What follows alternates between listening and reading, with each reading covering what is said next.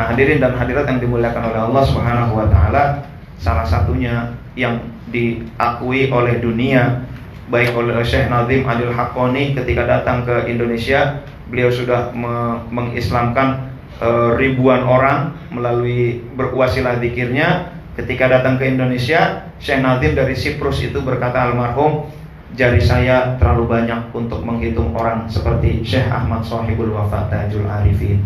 Jadi ketika saya kuliah di UIN, lalu saya bertanya kepada dosen-dosen, kata beliau kalau tentang thariqah, tentang tasawuf, tempatnya Pak Karni di Suryalaya. Lalu Pangarsa Abah memuji guru Ijai di Sekumpul di Kalimantan.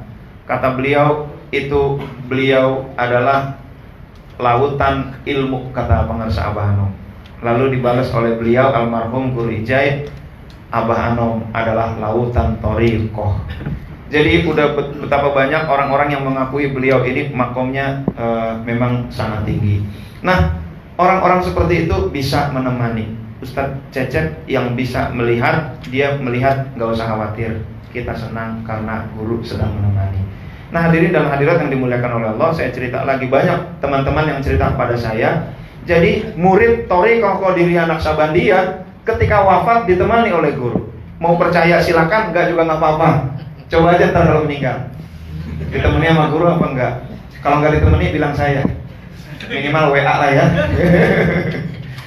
Ini beneran teman-teman.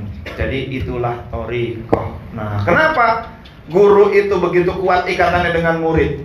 Kenapa Belanda yang ditakuti adalah ulama-ulama thariqah? Karena mereka ikatannya begitu kuat dengan muridnya. Saya ada seorang teman saya di Bintaro, dia menyaksikan ketika ada orang pengamal thariqah ini, Thariqah Qadiriyah Naqsabandiyah Suryalaya yang aktif ya, yang mengamalkan terus setiap habis sholat, itulah yang disebut dengan murid.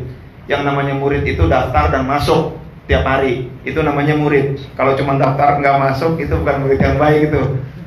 Dikira kagak dipakai, ini bukan murid yang baik nih. Nah, yang dipakai dikirnya inilah. Dia namanya Pak Yofi dari Bintaro. Dia setiap, kata dia, ada murid yang meninggal karena dia memiliki kelebihan begitu ya. Ya Allah, ada Abah Anom sebelah situ. Bahkan ketika beliau wafat, ada orang namanya Pak Rizwan wafat. Sore Isya itu udah wafat. Sebenarnya udah ada kabar. Tapi Pak Yofi ini nggak tahu bahwa temannya ini sesama aktivis dzikir wafat. Dia nongkrong di McD. Pas malam-malam ternyata datang Pak Rizwan. Nih, oh TKN begini, kata dia guru kita begini. Udah, pas gitu dicari lagi nggak ada. Lalu pas dilihat handphonenya, ya Allah, tadi habis Isya udah ada pemberitahuan bahwa Pak Rizwan wafat. Jadi itu seperti itu.